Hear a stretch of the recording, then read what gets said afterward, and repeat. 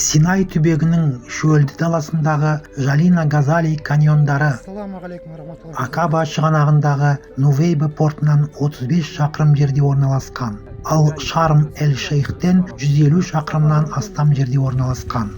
Бұл шамамен 3 сағаттық жол. Құмды жер екен. Бұл каньонға апаратын жол Дахаб және Нувейба қалалары арқылы өтеді. Каньон шамамен 5 миллион жыл бұрын болған жер сілкінісінен пайда болды. Ол ежелгі теңіз түбіндегі жарылған жартастардың негізінде пайда болды. Оның негізі құмтас болып келеді.